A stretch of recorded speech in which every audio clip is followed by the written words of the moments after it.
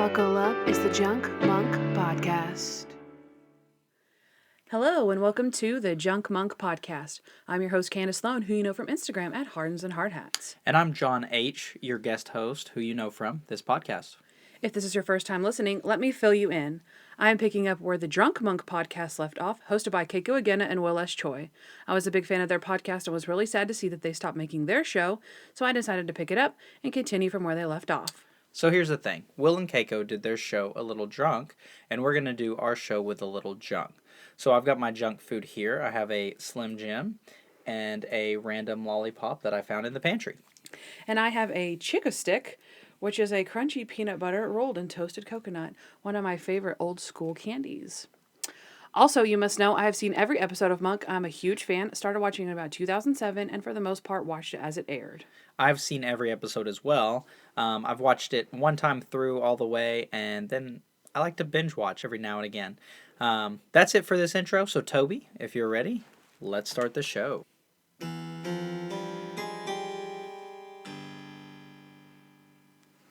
So if you didn't read the title, this is our second bonus episode of the show. And like I said before, we picked up right where Keiko and Will left off their show, which was early season 4 of Monk. So we thought we'd come back and do some early Monk recap, just so you can get a feel for our thoughts on the show as we progress. And hopefully any callbacks made about previous episodes will be a little easier to follow. For sure. This episode, we are going to do a Monk Season 2 countdown from our least favorite episodes to our most favorite. We're also going to share some season highs and lows and some Monkisms that we have learned this season. So, are you ready for some Monkisms? Yeah, I have my list here. So what do you want to start with? Let's start with phobias. All right. One thing that we do learn in this season is there's actually a list of phobias. Yes. We see this in, I think it's the Very, Very Old Man episode where Monk is afraid of snakes, right? Yep. And then he gets scared and he climbs on top of the table. True Monk fashion. Yeah, he wants Stottlemyre to carry him, I think. Yes. Or come up there on the table with him. Yeah. And then he lists the list. Do you want to say the list? Yes, he says germs, needles, milk, death, snakes, then mushrooms, heights, crowds, and elevators. So I like that he breaks that down first, just so we know exactly where he lands on that. Does he say he left the list at home, or maybe that's a different episode? That might be a different one where he says, "I forget." Oh, it is. I remember which one it is. So some other things that we see are, this is the one I was thinking of, where it's the crime scene on the top of the roof, which is the season premiere, right? Where he goes to the school. He mentions that there is a list, that he left it at home. Right. So I don't know if this is maybe a plot hole. What would you call that? Where it doesn't quite match up with maybe a...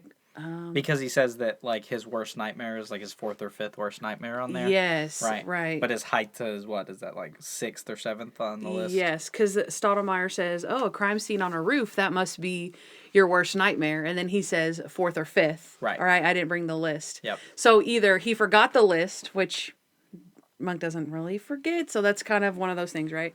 But... Well, you got to remember, too, that's episode 1. And then as we get further on, what's the Very, Very Old Man, like episode 5? Yeah. So, that's I don't true. know. So maybe the list changed. Maybe it changed. It Yeah. could have changed. So we do know that he does have a fear of crime scenes on the roof. That is at least somewhere on the list. Do you have anything else? I know that he, kind of getting outside of the list, he obviously is scared of many other things. So sidewalk cracks. So whenever he's walking. Yep. Oh, and we see that in the intro. Is that in this intro? I know we see it later for sure when he's walking. Again, this is when he goes to school. Yeah. And all the pavers are all misshapen, and so he's afraid to step on the cracks. Well, and what's funny is that when he's doing that, he's like carrying on a conversation, and he's just like walking and just like, oh, like it's like a super normal thing for him, but for everyone else, they're like. What else do we have? Oh, we know that he gets stage fright when he goes to the theater and he acts and he has stage fright. He doesn't at first, but then Gail puts it in his head that, everyone's fine in rehearsals. And then we see him go out there and completely have the biggest case of stage fright ever. Yeah, and what's funny is what's tough is that his phobias, some of them are like really sad, and you're like, oh man, I feel for this guy, and then other ones turn into like great comedy. Yeah. So maybe we'll see that later on. Yeah. I would think scared of naked people would count as that.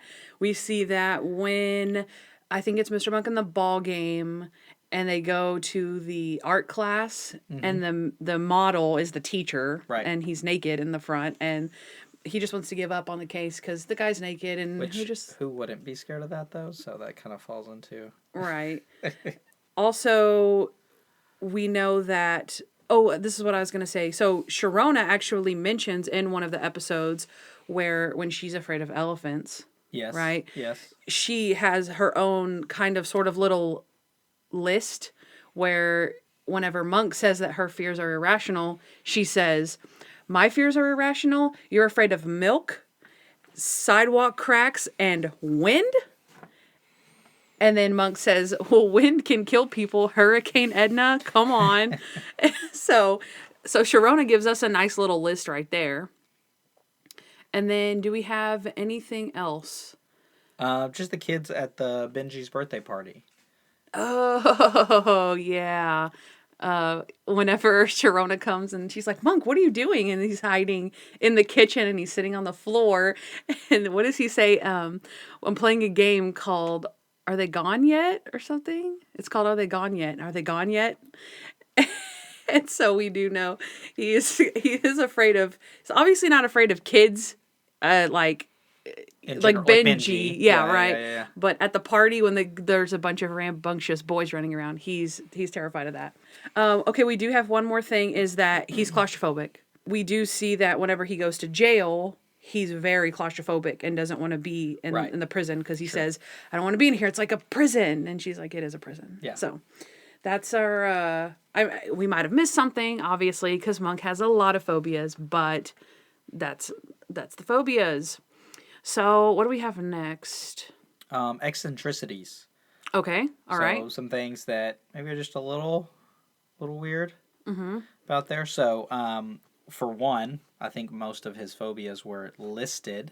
So the fact that he lists all of his fears in a nice, neat list is a little eccentric. Yeah, that's true.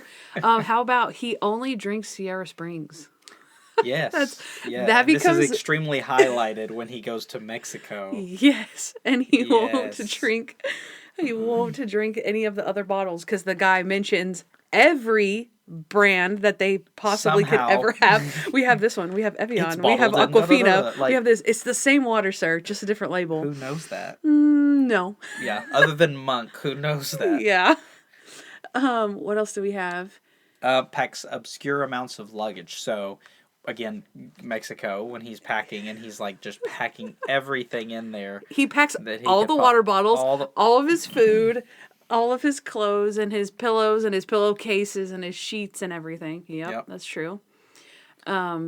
He cleans and vacuums at nighttime, like through the night. I think we hear of this twice.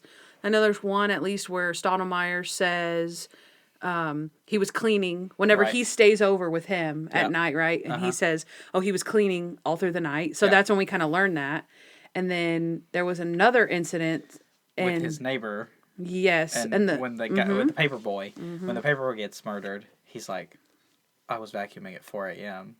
Because they asked, "What were you doing?" He didn't hear the murder. Well, he didn't hear the murder right outside the door. He goes, "Oh, you were sleeping?" "I was vacuuming." So sad. A really strange one, and somehow I don't even know how this is possible, but he's only seen himself naked once. So there's that. Oh my gosh, that's too much. Yep. Which again we see whenever they go to the art class, and then Sharona says, "What? Have you never seen a naked man before?" And he says, "Once." And then this is kind of one we know before, and that would be the pat down. So I started writing this one down, and I was like, "Oh, look at him! He doesn't like the pat down." But then I remembered Mr. Monk in the airplane. He doesn't want the TSA agent to touch him. Where he's like tilting over. Yeah, with the wand. Right. And so he doesn't want to be patted down then either. So I was like, "Oh, dang!" But it was still funny, so I wanted to mention it. Yeah. Doesn't like the pat down. The next thing we have here would be quotes and catchphrases. Yeah. Since you really, really, really know Monk a lot better than I do, you might be able to speak to this more. But the new Monk theme song and what that means to the show. Oh, yeah. It's a big one. So, season 1, they have the standard, what it would be like an instrumental song. Do, do, do, do, do, do, do, do, do. Okay, and then season 2, they come out with a bang with the Randy Newman song. It's a jungle out there. It's very upbeat and like comical sounding, I guess you could say. Yeah, they came out with a new theme song, and that is the theme song for the rest of the continuing seasons. Right. And they make a nod to it in the episode with the TV star. The TV star. Right? Yeah. Do you remember that? Because who's the actress who plays that? It's Sarah Silverman. Yeah. Where she runs up there and she's like, "Don't ever change the theme song." When she's talking to the TV star as well. Yeah. And, Because she gives Sharona. Oh, she's talking to Sharona. Yeah. She says, "Don't ever tell him to, getting him to sign like a petition to say, don't ever change the theme song."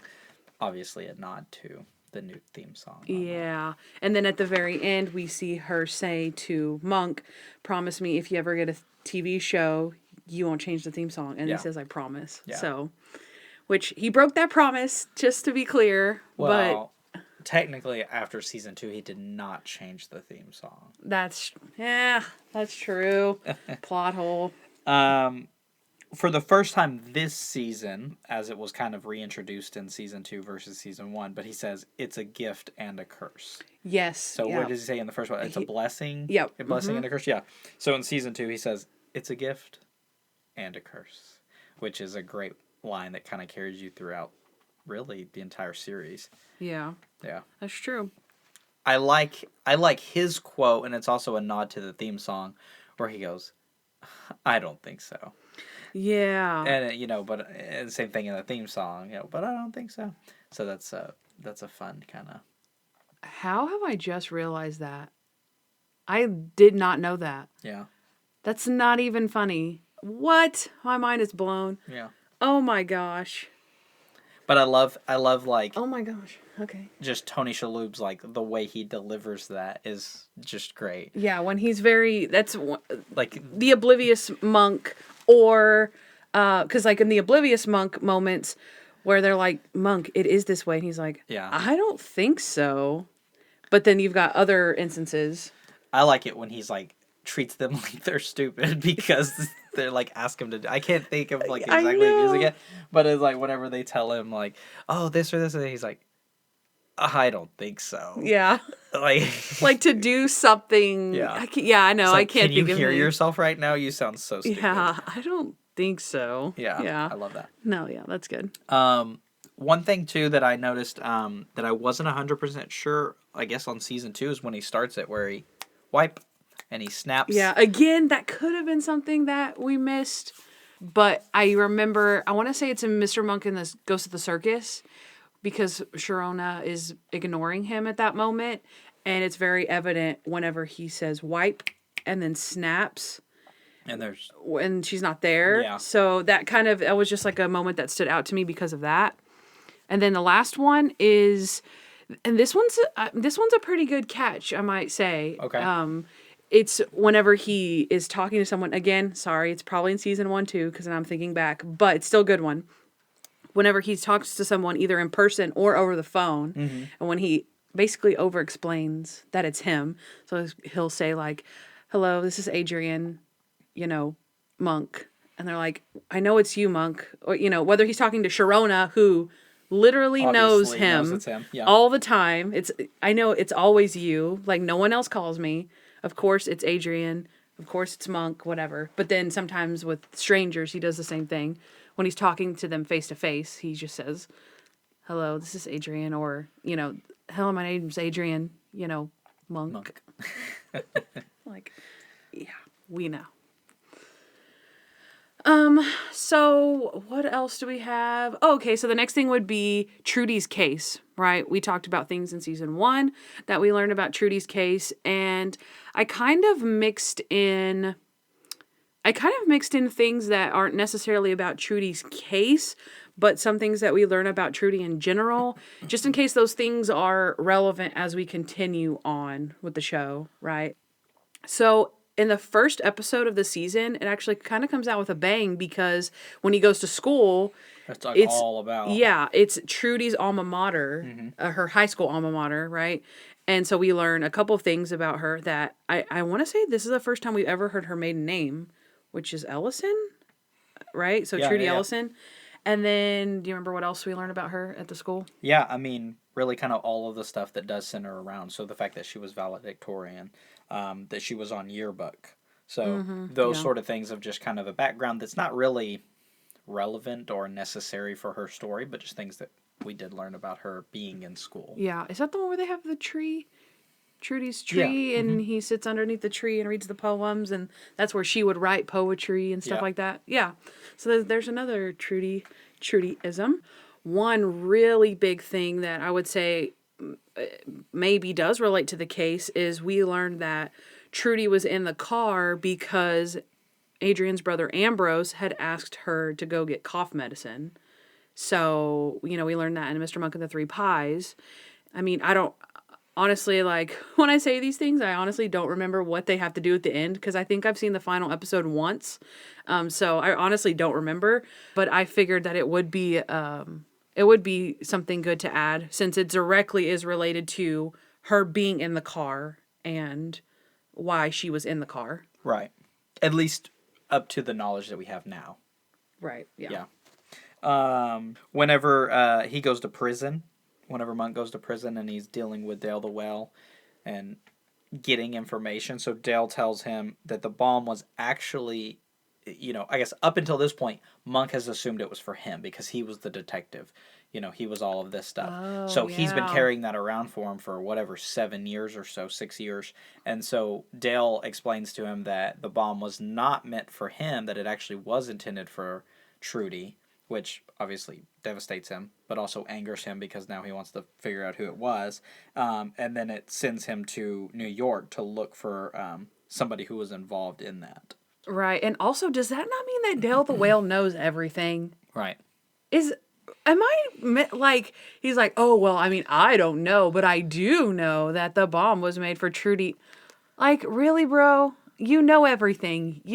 Oh my gosh, I can't stand that guy. Yeah. Let's move on. When you get me to start talking about Dale, I can't handle. Let's do the last thing, which is, I feel dumb because I was rewatching it and the people I was watching it with were like, you never noticed that? I never noticed that he keeps his table crooked. His coffee table. Because Stottlemyre tries to move it back. And he fixes it, and Stottlemyre puts it back, and then I say fixes it, he puts it purposely crooked. But, Stottlemyre says, Monk, everything in your entire apartment is at a right angle. Why is this table like this? And he just says it has to be. And then at the end of that episode, you see that Trudy was sitting on the couch with him, like in this little flashback, and she says, are you tired? And he says, yes. And then so he puts his head on her lap and she scoots the table toward her and she makes it crooked and then she puts her feet on the table. And so it was like a sweet moment. Like that was the entire reason. Is that right? Yeah. Okay. So that's the reason that the table is crooked. So, I mean, I guess she didn't leave it like that. But... No, but it take it back to that moment. To those moments whenever he would lay there with Trudy with his head on her lap. Yeah. Oh. And so it takes him back to those moments. So when he sees that, it brings back that memory versus just a coffee table sitting in your living room, or a picture. It gives you that realism to the coffee table. So yeah, that's pretty cool. That's true. Yeah. Also sad. Yeah. But Don't get me started talking about Trudy. I'll cry. Dale, I get angry. Trudy, I cry. Kandyce Sloane over here with the tears in her eyes. Okay. Don't. Okay. Okay. I added another topic because, again, just as the Trudy case is a very centric part to the entire series, right? It kind of keeps the show moving forward. We also have the badge, right? So Monk is trying to get his badge back. And Admittedly, it's a very small thing. It, only has like one bullet point, but we see his second reinstatement possibility, right? So in the first season, we have where he has his actual like reinstatement hearing. Stottlemeyer's called in to testify, and Stottlemeyer can't bring himself to recommend Monk for the police department. So we see that, and that's pretty devastating, right? And then this next time we see another reinstatement possibility where there's a loophole in that was in the Missing Granny, where we see the loophole where he can be reinstated easily. All he has to do is claim disability and answer a few questions on this exam, and then he's good to go. And then we ultimately know that that doesn't happen for him. Right. So that's just a quick little thing about the badge. And then do you want to?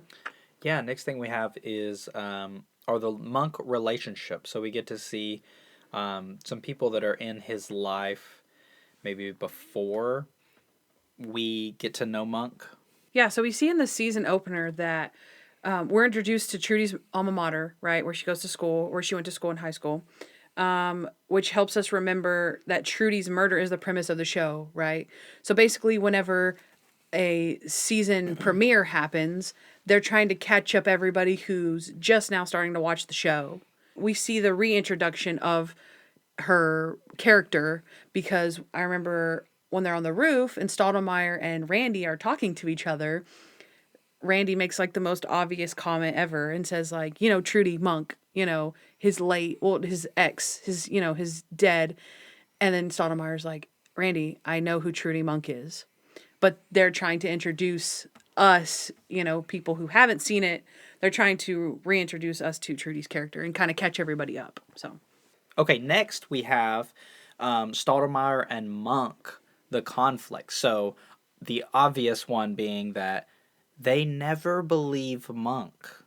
Yeah. They always are like, no, you don't know what you're talking about. And then at the end, they have his back completely as he solves the case. Yeah. And so it's like, okay, cool. But in season 1, we know that obviously is kind of that tension there. And then as you get to the end of the show, you find this is like, okay, it's starting to relieve a little bit. But then, boom, right off the bat, they go up into the clock tower on the first episode. And he's going, okay, what did we not account for? What did we not do? Because he knows Monk is coming, Stottlemeyer. And he says, what did we not do? Because Monk's coming. And so you start to see that like almost competition. Obviously, Monk doesn't see it as a competition, but Stottlemeyer sees it as a competition, sees it as Monk showing him up. And so that conflict right off the bat for newcomers is put in your face again. Yeah, you're totally right about that. Sharona wants to be called his colleague and not his assistant. So I think an interesting thing about Sharona is that she doesn't put herself, she is his nurse, and she is his assistant, but she sees herself as an equally important part to everything that he's doing. Although Monk, as we know, doesn't always see it that way. I think as the season progresses, he does begin to see it that way. He does begin to respect her as a colleague and not just a wipe assistant that she technically is, but they become more friends and rely on each other a lot more. Yeah, I kind of see that as a little bit of a roller coaster also. I feel like he goes back and forth a lot because she demands respect, and then it goes, a few episodes where she is very much the assistant nurse role. And then she'll go through another one where, she gives the summation or she helps solve the case or she does her own little detective work where it goes back up again and she sees herself as a colleague and Monk sees her that way also. So I feel like that is a little bit of a roller coaster ride between the two of them. They're kind of power struggle on their own. Also with Stottlemeyer, right, we see, like we said, at the beginning of season 1, first episode, they come out with a bang. We see that Stottlemeyer does not want Monk on the case. And then in The Sleeping Suspect, I want to say that's like episode 7, around there, we see him, he's straight up using Monk, right? Oh, yeah, 100%. Okay, so, which is funny because, like we said in season 1, Stottlemeyer, I feel like what his real problem with Monk is that everyone over him, like the mayor, right? They have another one where it's like the lieutenant governor, I think. Yeah. There's people over Stoudemire who are calling Monk in for him, basically to do his job. Like, he goes to Mexico. Right, because the mayor... Yeah. Yeah, because the mayor asks him to, right? So we see those small shifts in Stoudemire's, like, thinking where instead of Monk doing his job for him by someone else's request, that when Stoudemire can use him at his own request, that is when he's like, get the guy, Monk, do it. Basically do my job for me, because in The Sleeping Suspect, we see that an ATF agent, who's not a very nice dude, he gets involved and he says, we have jurisdiction over this, whatever. And Stoudemire says, hey, Monk, buddy, old pal. And they kind of look at him like, really, dude? What are you, And it's very obvious that he wants to use Monk to get the guy to impress the ATF agent or to, outdo him, get him off his back or whatever. Yeah, and I think that part of that relationship, though, is that, we all know, Stoudemire knows that Monk is better than him. Yeah.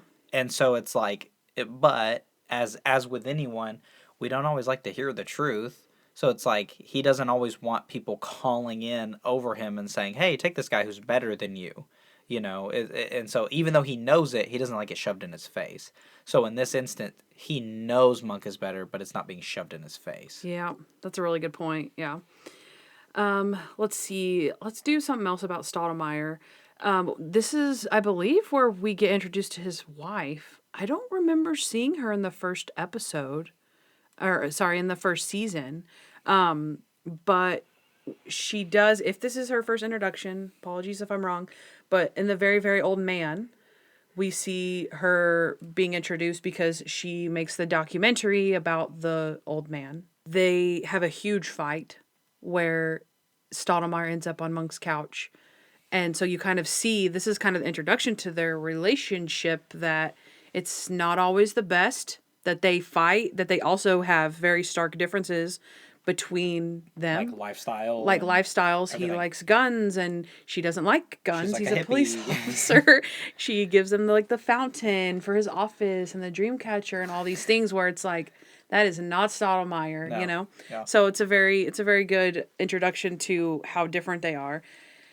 Do you remember the other time we see the captain's wife? Yeah, we see her in The Captain's Wife. In that one, they obviously also still fight, because that seemingly is the relationship that they have. About the camera at the beginning. Yeah, she wants a new camera for her documentaries. And he's like, we have no money, which, hey, you don't have any money. But she takes that as, you don't believe in me, the whole thing. So they're obviously fighting and doing all of this stuff. But whenever she gets in a car accident, he goes after whoever, whenever, whatever. Although sometimes, I feel like he lost his temper a lot of times and acted irrationally, whatever. But that's because he had just such devotion for her that he was going to do whatever it took. His mind was, not there. Mm-hmm. His mind was with her and was, that's all he could think about. So whenever it came time to do actual police work, he couldn't focus on that. So he had to just go for it. So his love and his protection for her was, over the top. Even though they fight all the time, he really, really, really loved her. I think at one point he broke down to Monk and was like, what do I do without her? And so it's that's a big moment that shows that relationship that they have, but also the relationship between Monk and Stoudemire of, that true friendship where it's not just a working relationship, but it crosses that line into friendship as well. Yeah. Let's end with some Monk stuff, okay? His family, right? We see Ambrose for the first time, which is great. So we get some insight as to why Ambrose is how he is, but great insight for why Monk is the way that he is. Right. Which we'll talk about a lot more in The Three Pies when we talk about that. But we actually do get to see his parents a little bit.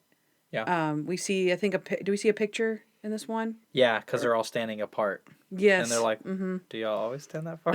Yeah. No, that's true. We know that his dad ran out on him. What did he say? He went to go get Chinese food, and then he never comes back? Yeah. I want to say. Yeah. And then the last thing would be that his mother died in 1994. Right. That's pretty much all we know about her. I mean, besides that, she's very unaffectionate. Unaffectionate. Whatever. Yeah. Not affectionate. Like never touched him at all. Yeah, never touched. And was very, and I think that's where they got all of their stuff from, was their mom, where they were saying like, I don't remember exactly, but I know he referred to his mom as being super organized or something. Yeah. Like that as well. Yeah.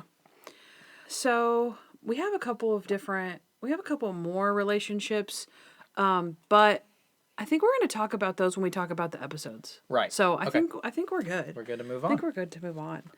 Yeah. Let's start with our countdown. All right. Toby, cue the music. We don't have music for this. No, I didn't think we did. All right. Our number 16 ranked episode. So the least ranked. I do like how I've been listening to you on the previous episodes and everything, and how everything's a 10, and then you go up from there. So just because this is number 16 doesn't mean it's bad. It's just doesn't mean it doesn't deserve a 10. This is like a 10.5 at least, right? Yeah. So there we go. We work up from there. Okay, Mr. Monk and the Very, Very Old Man. This is the 5th episode in season 2. In the open, we see a very, very old man about to celebrate his 115th birthday. However, his life was cut too short when someone sneaks into the nursing home bedroom and suffocates him with his own pillow. The old man's name was Miles Halling. Captain Stottlemeyer's wife, Karen, had once made a documentary about him and suspects foul play. Monk is called in and confirms her suspicions. During this episode, Stottlemeyer is openly peeved that his wife is detecting things that he is not, and they are in a huge fight that leads to Captain Stottlemeyer sleeping on Monk's couch. In order to make up with Karen, Leland finally watches his wife's documentary about Halling and cracks the case. He realizes that 5 years prior, there had been a community time capsule. It wasn't supposed to be dug up for 100 years. However, the mayor had made a declaration that if Miles Halling had lived to be 115, he would dig it up and add another chapter to his autobiography. Dennis Gamble, one of the mayor's staff members, had written a letter to future generations and put it inside the capsule. His letter was a confession about a hit and run that he had committed and never been convicted for. So in order to have this letter never be uncovered, he killed a security guard for his badge to get into the nursing home, and then killed Miles Halling. Adding to his tally, he is now a triple murderer. He is cuffed after the time capsule is uncovered, and his letter is read for all to hear. So, Kandyce, what did you like about this episode? Okay, so I thought, I'm going to do my little scenes. I like the scenes. It was hilarious when Stottlemeyer is redoing his office, right? Whenever, because like we said, him and Karen don't have the same interests. And so whenever Randy says, Captain, your wife's here, Stottlemeyer says, okay, stall her. And so he gets out the dream catcher and hangs it on his computer. He gets the crystals, and then she had given them this waterfall feature that's supposed to go on his desk, and he hadn't turned it on. So he puts it on the desk, and then he pours his coffee into the thing. And then so whenever she finally comes in there, she's like, oh, you like all your stuff? And he's like, yeah, it's great. And she's like, is that coffee? And he's like, yeah, it's a coffee fall. I love that. I don't know. I do like that. One of the ones that I have here is that Monk sitting in the chairs in the mayor's office. I have that one too. And he's like, can we switch chairs? And then they switch, and then he has to switch back, and the whole time trying to convince the mayor that he knows what he's talking about. And that's true. I didn't think about so that. So it really makes him look like, what a psycho. Well, he says tassels. This chair has tassels. That one doesn't have tassels, so I need that one. And then they switch. And he tries to get Sharona to switch with Stottlemeyer. He's like, but I have to sit next to her now. But yeah, I like the tassels because he keeps saying it. Yeah. He's like, this one doesn't have tassels. That one has tassels. There's a lot of tassels. And then Sharona says, would you please stop saying tassels? I like that one. So then my next one would be when Karen actually has really good evidence of why she thinks Miles Halling was killed, because of the bed and then the book on his chest and all of that. I actually really like that. But the funny part was when Stottlemeyer says, people 115 years old die. It's like their job. It's kind of true. That's so mean, but it's kind of true. So after that, where Stottlemyre gets kicked out and then is staying with Monk, you have the big scene about the alarm clock where Stottlemyre sets it like something like 7:53 or something stupid. And then Monk is like, how about you just set it for 7? He's like, well, 7's too early. How about 8 o'clock? 8 o'clock's too late. And then he just keeps going back and forth. But then the Monk and Stottlemyre goes, okay, on a scale of 1 to 10, how important is this for you? And Monk's like, 8. Oh. That was too much. Oh, that's actually annoys me, though, whenever he goes, all right, I'll set it for 7 o'clock or whatever, but then I'll turn the clock back so then it'll really ring at the wrong time. And the Monk's like, why? Like, why did you have to say that? Yeah, just don't tell him that the clock is off. That one gets me every time. This one's, I don't know why I think this is so funny, but I think it is. Whenever the old man's son, right? He goes, I don't know why this is so funny. The old man with dementia is funny to you? Yeah. Yes, he is. And Stottlemyre and Randy are questioning him, or not questioning, but they're talking to him, and they're like, so your dad, he died.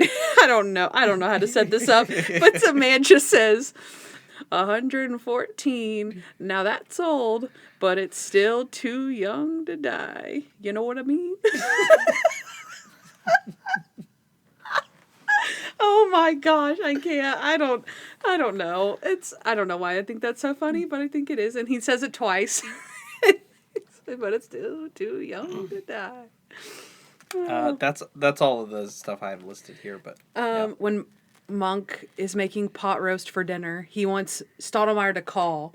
He says, because they're staying together. Oh my goodness. And he wants him to call. He's like, are you gonna come home for dinner? And he's like, I don't know. And he's like, well, what time will you be home? And he's like, I don't know. I'll call you. And he's like, well, I'm making a pot roast, so I need to know what time. And he's like, I'll call. And Monk's like, that's what you said last time. Like an old married couple. Oh man, that's good. And then the last one would be the vacuum lines. When they're at their breaking point and Stottlemyre freaks out on Monk because Stottlemyre had just vacuumed. Right. And then so Monk re-vacuums and he's like, I just vacuumed that. And he's like, oh, it's okay. And he's like, I just vacuumed. And he unplugs the vacuum from the wall. And then he says, I'm going to call the Vatican and nominate Trudy for sainthood because you are psycho. And then Monk's like, the lines, they're all diagonal. I have to live here. That's great. That's good. That's good. Actually, I did find one more. It's less funny and more on the sappy side, but just Monk being a good friend to Stottlemyre and like telling him, you can stay here. Whenever like Monk probably doesn't want anyone staying there. And even though Stottlemyre ruins that a little bit, him being the good friend asking that. I did like that. That's true. Because he took care of him whenever he had his for 3 years when Trudy died. So that's a good point. I like to usually put the plot things that I like, in the what I did like part. But granted, this is our number 16 episode, so it's not one of our favorites, obviously. And my plot-ish stuff is in what I didn't like. So, what I didn't like would be, it really does show Leland's flaws when it comes to his wife. Because he's pretty mean to her. And he's also really insecure that she's like a better detective just because, I don't really understand that. She had information that he'd never had. She did an entire documentary on Miles Halling. Yeah, his pride. Yeah. Kept him from, Yeah, I just thought he was being a big baby, honestly. Oh, I have one. Okay. So Stottlemyre living with Monk again, I guess that was big for me, but like he knows everything that Monk goes through. He knows everything that Monk is, and yet he's like, I'm just going to get my beer and, like, come sit in your couch in my underwear and, like, keep moving your table And, and it's like, not saying that Monk would be easy to live with by any means, but it's like, when you go stay at someone else's house, it's like, you don't, like, yeah, the old phrase, oh, make yourself at home. You don't really make yourself at home in their living room. Yeah. Like, show a little, okay, I get this is your house, like, now, if he's being tidy and then Monk's still coming in there being a nag, then it's like, okay. But it's like, folding out the bed, underwear, and like just all of that. Like, I agree with that. Whoa, actually, dude! Yeah. Like, I'm not OCD, and like, chill. Yeah, that's too much for me. Yeah, it's true.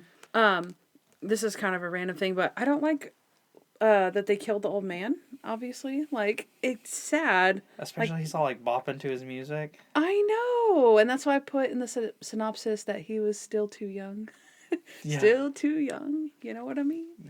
But then, okay, so my last thing would be definitely a plot issue. I thought it was slow at the end. Like, every time I watch this one, I'm like, okay, get to it. He hit and run, I get it. So I didn't like the hit and run. Just, I felt like it's not the most creative thing. I guess the time capsule in general was pretty creative, but that it all built up to a hit and run, it was like, okay, whatever. But then they try to do the whole Stottlemyre, the whole reason that... Remember when they try to pull in that case? His case about the kid who was hit with the hit and run? He can't solve this case, and this case ends up being this case. Yeah. You know what I'm saying? Mm-hmm. I didn't think that they needed Stottlemyre's demise part to be any part of that. Yeah. Hit and run thing. Because they hadn't hit on it before. Exactly. That, like, he was in a slump. Yes. They didn't really hit on it after, like, oh yeah, he would, like, it had nothing to do with anything except this one episode. It was a very forced storyline. Yeah. I thought. I agree. There, yeah. All right, what's next? So, our 15th episode on the countdown would be Mr. Monk and the 12th Man. This is the 9th episode in season 2. In the opening scene, we see a toll booth attendant giving a customer his change and get handcuffed by the assailant, then dragged to his death. After the open, we see Monk at Mrs. Ling's dry cleaners complaining about his shirt that now has a new button that Mrs. Ling had to replace. He is then called to the scene where Stottlemyre is stumped by a series of random killings that is now up to 9. While trying to find the connection, there's another random killing at a movie theater, and they're finally certain that it's the same killer as they use sequential bills at the toll booth and the theater. The diversity of the victims is so evident that they realize it must be a jury. All of the victims were on the same jury 6 years ago in a case where a man fell off the roof of Stuart and Lisa Babcock's house. Now the only juror left, Wallace Cassidy, is the main suspect. They search his home where they find pictures of a dead woman and a finger in the freezer, but Monk has his doubts as he finds the Babcocks suspicious. It turns out that Cassidy and the rest of the jury did an examination of the crime scene during the trial. When Cassidy was looking around, he found the dead body of Stuart Babcock's ex-wife.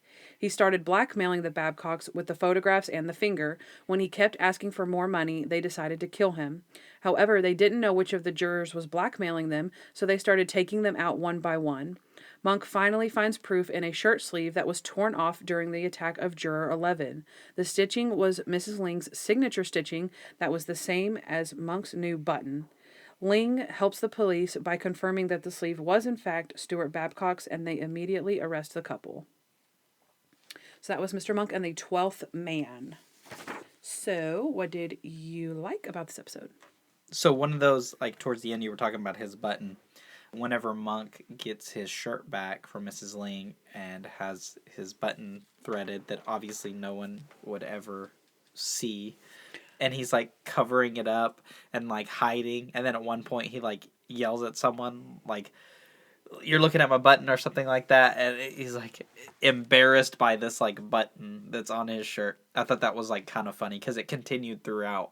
Yeah, I think whenever I think it might have been the yelling part where it's the movie guy, and then Monk, like you said, he's covering up his button, and the guy's like, he's like, I know you're staring at my button, and the kid's like, what? Oh no, I didn't notice, and Monk's like, yeah, whatever. Yeah. Jeez. Yeah. I've actually felt bad for the innocent attendant guy. It was kind of mean. My first thing is Mrs. Ling hating Mr. Monk and charging him more. She has a sign that says Mr. Monk and has a different price, and he's like, why is mine more? But I do like that she does serve him anyway. I mean, she doesn't at the end. She kind of kicks him out of the store. But, up until that point, she serves him anyway, even though he's super picky and annoying to her. Yeah. But I liked Monk putting the case together. So, like, about the jury, that scene whenever... It's almost like a collaborative effort, and they're kind of, like, spitting ideas, and he's like, okay, so they're random, and da-da-da, and they're, like, talking, and then Stoudemire goes, like, keep going, like, they know they're on to it, and I guess that, like, almost that realism of, like, probably what you're going through as a detective, and you're, like, putting the pieces together, and and then they're all like, okay, and they're all kind of, like, there, Monk's the one figuring it out, but they're all there, like... You don't ever really see that. No, you don't. It's usually just like, oh, I saw this random thing, I'm sitting at a table and it gets twisted. Oh, I've solved the case, which for Monk, again, is him. Normal, yeah. But, seeing that, like, okay, they're all, that the inner workings of the mind through it, I thought it was pretty cool. Yeah, I actually do too. And to go off of that, this is during this, right, when they're first starting this, what do these people have in common, whatever. So they're like, okay, we're up to 10 deaths, and they have everybody's pictures up. And then there's a blank rectangle, and Randy goes ahead and, like, puts it up there and tapes it up, and Stoudemire's like, Randy, what is that? And he's like, oh, I'm leaving space. For what? For the next victim. He's like, take that down. There's not gonna be a next victim. Like, oh my gosh, Randy, you're leaving space for the next victim. Gosh, like, do your job, and maybe there won't be another picture. I don't know. It's so Randy. I love it. Is that all the funny ones you have? I have one more. Okay, go. Funny one, yeah. I have another one, but it's not funny. Okay. So pipe in head guy. Oh, jeez. It's sad, but they obviously meant it to be funny, so I laughed. Okay. So then he's like, Shrona and Monk go visit him to question him. He's the guy that fell off the roof and has a pipe still sticking out of his head. And he says, please sit down. And then they're just talking, and then he's like, please sit down. I don't get many visitors. Sit, sit, sit, sit, sit. And then... And then nothing rings, like the phone doesn't ring, but he says, I'll get it. And then he says, bad dog, and starts yelling. That was too much. And then it was pretty funny. Like, it was a lot. And then he's like, yeah, I haven't worked since this happened. And Monk's like, huh. And then, like, again, starts over. Yeah, and then he starts over again. I don't get many visitors. I don't get many visitors. Oh, it's so sad and funny. Man. All right. Good. I did like that when it came down to it, that Stoudemire had Monk's back and gave him the extra hour to go figure out the case. Oh, that he didn't push on with the deputy mayor, the annoying. We'll get to that. The annoying deputy mayor, and go say, "Yeah, let's go do it." He stood there in the doorway and was like, all right, you have 1 hour. Mm-hmm. He was reluctant, but he did stand by Monk when it came down to it. Yeah, you're totally right about that.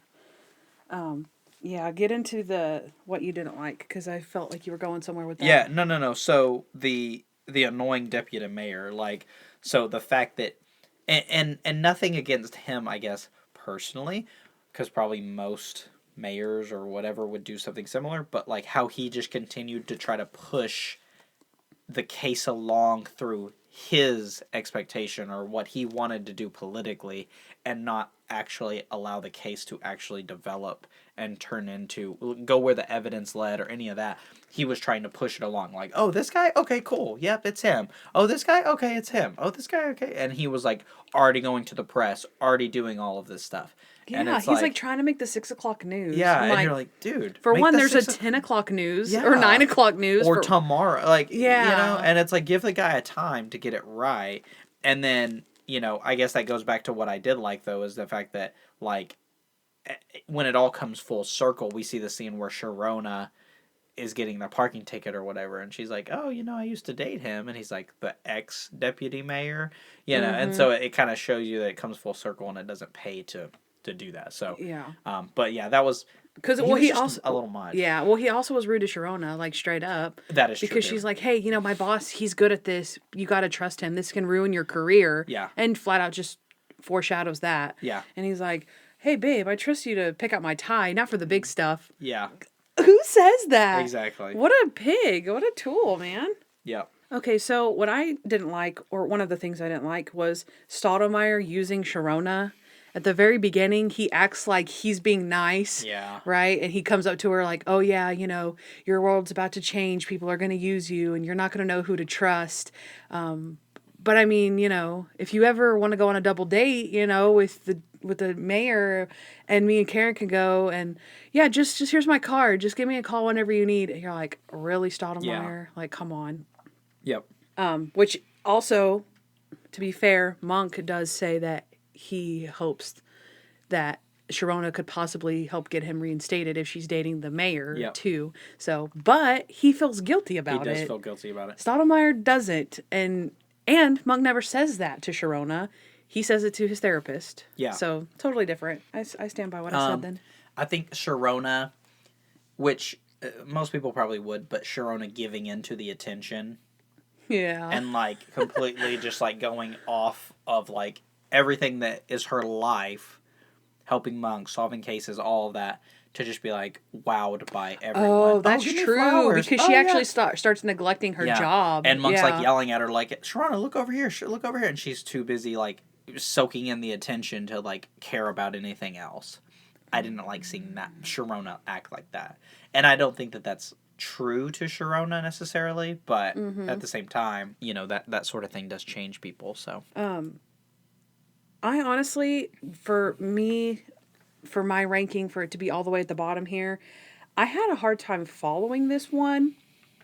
I didn't understand why they didn't think that juror number 12 was the next victim instead of the killer. I don't know. That was, because every time I watch this one, I always forget what happens, because it's not a very memorable episode, so I always forget that it ends up being the Babcocks, but my train of thought still always goes to, like, oh my gosh, he's the next victim, and then they lock him up like he's the killer, and so, I don't know, I have a hard time following that one. Then, yeah, I just pretty much just got lost from there. I get stuck on the insurance calendars whenever they look in the picture and they all have the same insurance calendar. And then I guess, was that because juror number 11, that was automotive or something, yeah. But anyway, the same calendar. Yeah, the same calendar, right? But it's like that guy owned that company? Is that why they had all the same calendar, or was that just a big coincidence? Yeah, exactly. I don't know. And the pictures that they have of them, they're all standing in front of their calendar. Like, where did they get these pictures from? Yeah. Their office. Yeah. Like, everyone has an office picture of them. Standing in front of a calendar. Yeah. Yeah. That doesn't make sense. Yeah, and then the Miss Babcock thing came out of left field. Like, I mean, I know, again, that's part of the mystery of why did they do it? Oh, because they killed their ex-wife. Like, it's like a juror of a civil case. The plaintiff kills his ex-wife and then his black... Like, it's a very... It's hard to follow. Yeah. It was hard to follow. They kind of kept going. Yeah. So, yeah, that's all I have. It's not my fave. Not my fave.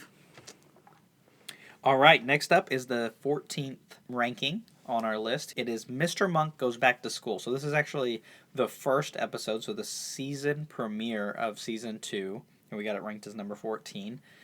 In the opening scene, we see Derek Philby and Beth Landau together, cozy in a car. Beth is insisting that Derek tells his wife about the two of them before she does it for him. Derek assures her that he will that evening. He tells Beth to meet him the next morning before the SATs he will be proctoring, and then they will go their separate ways. The next scene, we see Philby proctoring the SAT right on schedule. He glances at the time as the test begins, and then we see Beth falling to her death from the clock tower outside and smashes into the hood of a vehicle sitting there and sets off the alarm. This case just so happens to be at Trudy's high school, alma mater, and Monk is called in to help solve it. Stottlemyre declares it is a suicide, but Monk knows it's foul play right away. He goes undercover as a teacher, where he suspects Philby early on. It turns out he had killed Landau in the clock tower, and then placed her body on the minute hand of the clock. When it strikes 8:20 at the exact start time of the SAT, Beth's body slides off and hits the car below. To catch Derek, they do a mini sting operation where Monk lies to him that he doesn't yet know where Beth's glasses are, so that Derek will go in the night and find them. It worked, and he is busted. Nice. So, Candace, what did you like about this episode? I like, okay, again, it's at the bottom, so I've got mostly quotes here, but the opening scene after the credits is some little banter between Monk and Sharona, where they're playing chess, and I thought it was a really great way to start the episode. Monk's touching every piece, right? And then Monk is about to win with one move, so Sharona picks up the queen and licks it and then puts it back. And he's like, "Oh my gosh, well, you can't do that. That's like, there's a rule. You can't do that." And she's like, "There's a rule?" And he's like, "Yes, it's a unwritten rule." And she says, "There's an unwritten licking the queen rule?" And he's like, "Yes, that's a rule. You're not even allowed to touch another piece on the board." And she says, "Are you kidding me? You have been sexually harassing every piece on this board." Oh, I love that. Let's see. I did like, so kind of another quote. We see this kind of happen a lot, but Monk, where he goes into the teacher's lounge and he's like balancing out the coffee and he's talking to Mr. Philby, and he's doing the coffee and he's mixing the caffeinated with the decaffeinated coffee, and both of the teachers are like looking at him, and they're like, and he goes, gosh. "But they're equal," and he's like, "But they're different." But they're different. But they're equal. But they're different. Yeah, and then Monk goes, "But there we go." So anyway, and he starts like talking like immediately after to kind of end that conversation. Yeah. I liked how he did that. I thought that That's was really a good funny. Gotta moment for a bully. I hate that. I hate bullies, and yeah, that was a good bully. Well, and Mr. Philby's sitting and he's laughing, like the face he's making. You know, he's just doing that. Oh, exactly. Yeah, he's taking advantage of his OCD. Yeah, basically. Yeah. So I thought that was funny of Monk. How we talked about in the synopsis, though, Monk setting up Mr. Philby to find the glasses. I thought that was cool. We don't get to see him do a whole lot of sting operations, and how he kind of like, it gets into what I didn't like about Monk's own feelings of like, this guy's smarter than me. Oh my gosh. And then for him to not just solve the case, but solve the case and twist the guy into setting himself up. It's like, and again, leading off with chess, of them playing chess, and it like kind of makes it full circle of them going like, man, Monk was playing chess with this guy and like got him to essentially admit that he had murdered those or find himself, you give the police evidence of it. I thought that was really cool, Monk, and I thought that was a good scene. Yeah, I have that also about him planting the glasses, and I also the plot thing would be, I did think it was clever, the minute hand thing. Granted, I don't think that she could slide off and hit a car, because I think the car would have to be right underneath the clock tower. Yeah, and I have something on that too. Oh, sorry. Yeah. No, but yeah. Okay, but so I liked that, but I didn't even write these things down, but they were coming back as you were saying how great of like a sting operation that was. Two things where he talks about the snake. Mm-hmm. Do you have that in your likes? Yes. Or no? Oh, okay, then I'll let you say that one. And then there's kind of the same thing though. Okay, but then there's at the end he says, what is it? It's QED. Latin. Yes. Yeah. Do you have that too? Yeah. Okay, then go ahead. Yeah.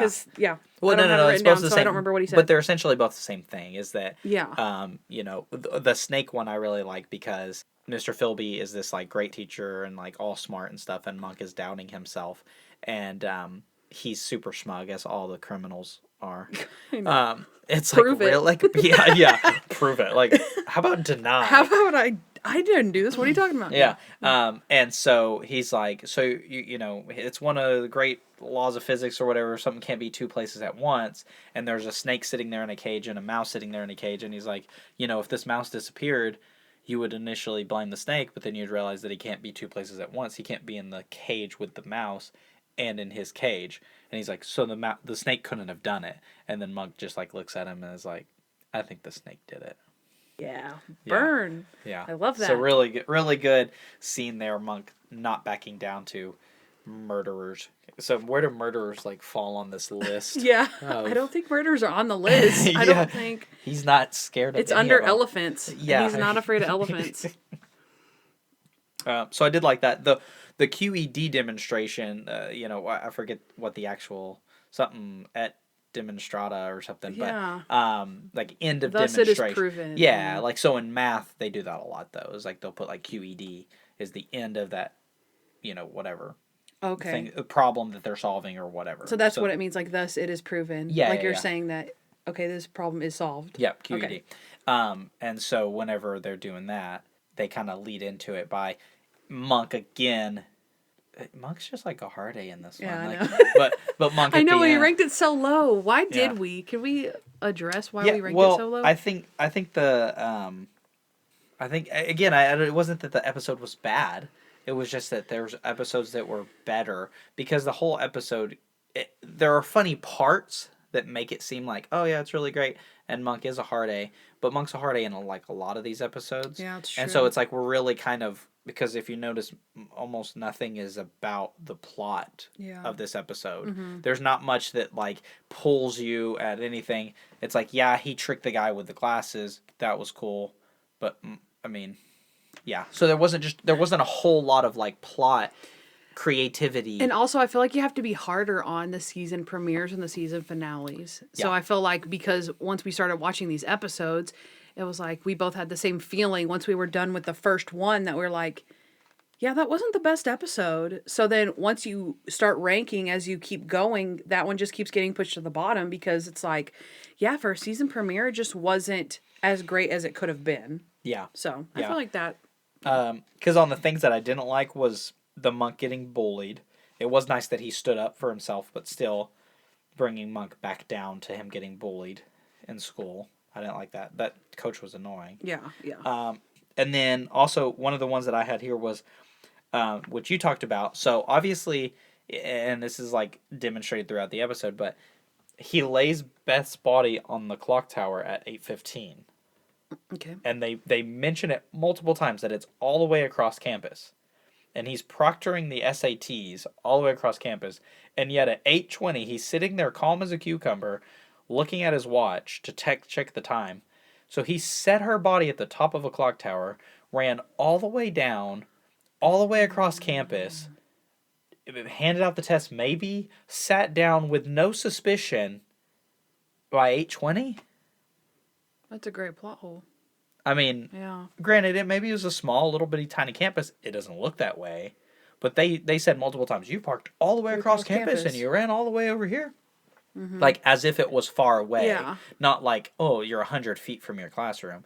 So he did all that because they said it was 8:20 when she fell. So, because that's why he had his car there, which miraculously hit, but whatever. And then it fell, hit the car at 8:20, but he ran and set the body up at 8:50. It would have taken me 5 minutes just to get down the clock tower. That's true. That's true. That's a great plot hole. It just seems really fast. Yeah. To me. Yeah. No, that's a great plot hole.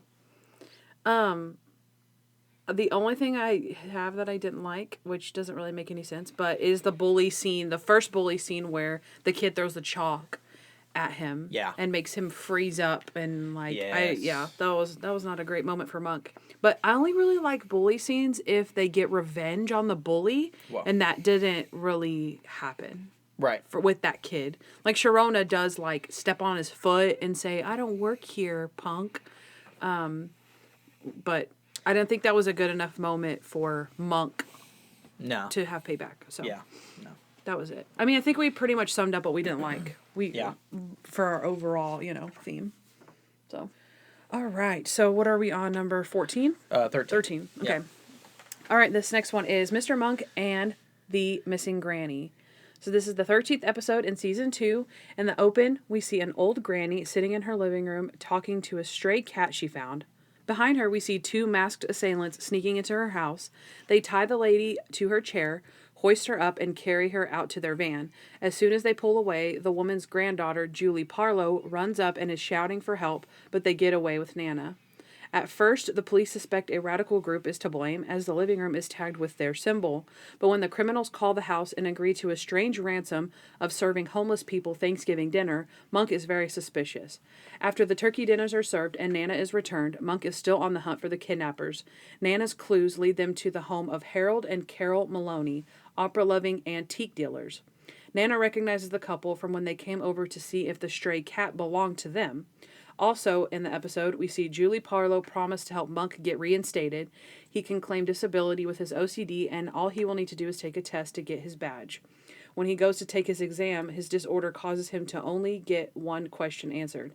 He locks himself in the captain's office, and when he blocks the door with Captain Stottlemeyer's chair, he gets angry, and Monk solves the case. It was about the chair. They didn't care about Nana. They wanted her antique chair, apparently worth $2.5 million. They are busted when the gang goes to visit. They see the chair, but Julie has no proof it belonged to Nana. The Maloneys must have seen the chair when they were looking for the cat. But when Randy never sneezes at their house, Monk realizes they never had a cat. It turns out the chair was pictured on the missing cat flyer all along. And the couple is arrested. So that was Mr. Monk and the Missing Granny. So, what did you like about this episode? I think I found myself on this episode liking a whole lot of quotes. Okay. So just Randy, when he's like, when they're interrogating the suspect, and he goes, all right, we can do good cop, bad cop, worst cop. And he points to himself as worst cop. I thought that was really funny. Yeah, and then I have that too, but mine continues because it says, Stottlemeyer says it's a two-man job. And then Randy says, all right, I'll just stay here. And Sharona says, and weep openly. Yes. And Randy says, and do paperwork. And she says, and weep openly. Yeah, that's good. My next one would be, apparently, Michael Shalhoub, which is Tony Shalhoub's brother, is in this episode. And he plays the suspect of the radical group, yep, right? Exactly, yeah. I knew that his wife was on a bunch of episodes, but I didn't realize that his brother was in a few. So this is the first time I ever saw his brother, and they do look a lot alike. It's pretty funny. Yeah. But Monk gets to, I guess that's kind of how they got him to be able to act in a scene with his brother, but it's really funny because Monk starts, what is he even saying? He's saying like weird stuff about the 70s or something. Yeah. And his brother says, what are you smoking? And then he's like, I've been smoking the truth, man. So yeah, that's kind of a classic. I feel like that's a classic Monk line. Like I always forget it's in this episode, and then when he says it, I'm like, oh, that's classic Monk right there. Yep. The last quote that I have is the granny, and she kept saying, I should have stabbed him in his particulars. I have that too. Yeah. That's so cute. Yep. And then she's like, at the end, she's like, you know where I should have stabbed him? And she's like, yeah, we know. Yeah. Randy dressed up as the homeless woman. Oh my gosh, that's so gross. I don't understand that at all. He's dressed up so good though. I don't get that. I'm gonna be honest. I don't understand what. It's me, Randy. You're like, yeah, what's on your face? Oh, it's so funny.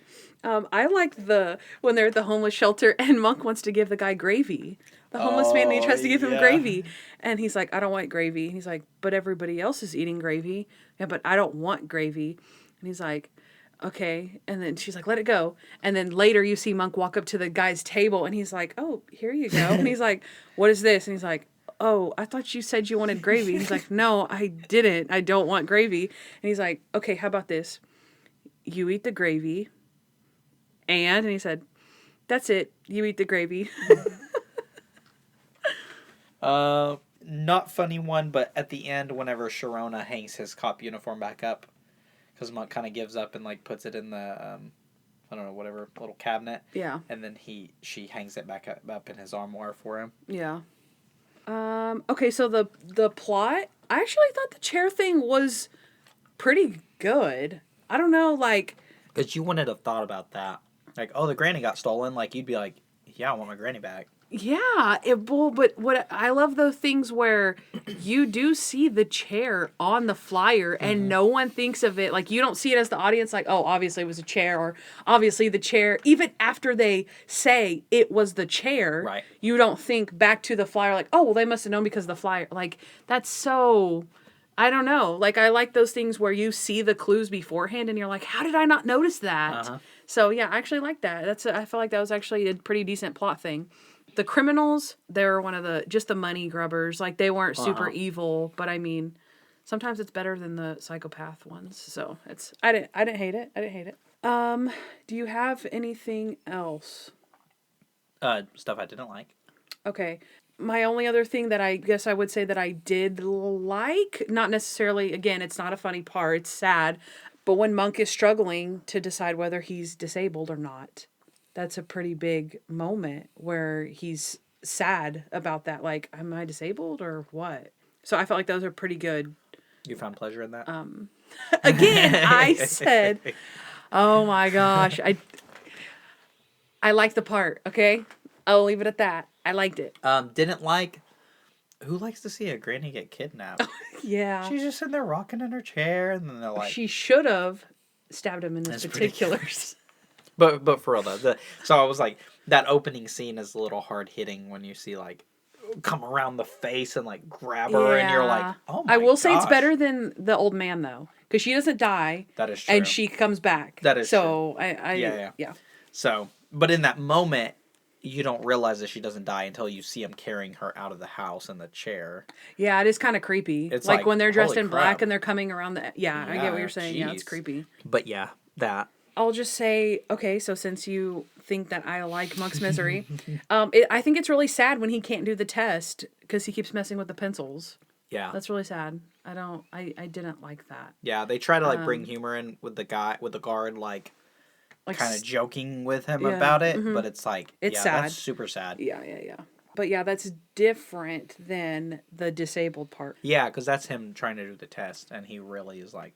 You see his very long struggle with it. I don't like that. Yeah.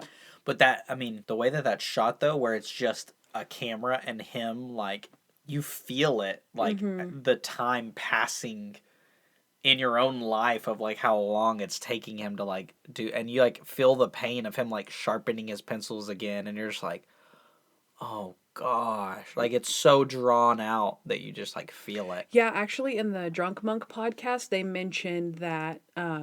when they went to see Tony Shalhoub speak at the conference, that he said in season 2, I believe specifically, was when he started being able to be more like a producer and was like in the editing room, and he particularly would do those scenes and say like, no, leave that in, let that play out. And so I wouldn't be surprised if that actually was a Tony Shalhoub part. Yeah. You know what I mean? Like, he had a hand in how long that scene went on. Yeah, because it did. It just kept on and on, and it probably took 10 minutes of the show.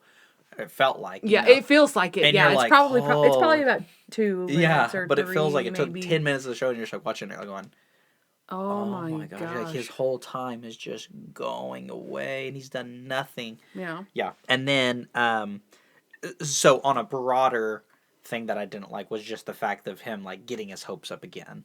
Like, getting his hopes up to be on the force, and, like, that's, like, you know, other than, like, catching Trudy's murderer, like, that's his thing that he lives for. Like, every chance that he gets, it's to him be back on the force again, and then for it to all fall through like that. Yeah. Yeah. Okay, something else I didn't like would be the ransom call. Whenever she has powder on her face, and I actually noticed because it was about to happen, she actually already had powder on her face before she goes to make that ransom call, and Monk's talking to her. He could have... That's kind of a plot hole. He could have seen that before, but regardless, when she's on the ransom call and she has the powdered sugar on her face, and he's, like, wiping, like, telling her to wipe it, and she's like, what? You want me to hang up? And you're like, lady... Do you want your granny to die? Because that's what's about to happen if you talk while you're on the phone with the ransom person. Yeah. So I thought it was dumb that they made Monk do that. Because again, like, Monk, come on. He understands. Like, he's not stupid. He's not stupid. And then she actually is stupid. So then she's stupid. Yeah. Do you have any more? You're done. Okay, so that perfect, because that goes with my last one, is that for me, probably the main reason that this episode ranks so low for me is because of Julie Parlow. And I don't know why, but I feel like because she's played by Rachel Dratt, who's like an SNL person, right? This is probably one of my least favorite guest stars, and it's not because I don't like Rachel. It's just that I feel like it was a weird character for her to play. Like, I see her playing like a Marcy character, where she's a little like kooky crazy, but she's in this episode she's just kooky dumb. Yeah. And so I just feel like that character, like, I feel like she didn't sell it for me. I feel like it didn't connect. So I don't know. Yeah. I feel like that was my critique on that one. And then I will say, though, I did think it's really cute at the end when she calls her Nana on the phone. Sitting on the stoop. And she's sitting on the stoop and she's like, Nana, I'm going to buy that bakery and you'll never have to, do anything again. Yeah. Yeah, I love you, Nana. That was really cute. Yeah, like the positive ending to her granny being kidnapped. Yeah. Is sweet. Yeah. So. All right, next up on number 12 on the list, we have Mr. Monk and the Captain's Wife. This is the 14th episode in Season 2. In the opening scene, we see Captain Stottlemeyer's wife, Karen, fall victim to a car crash.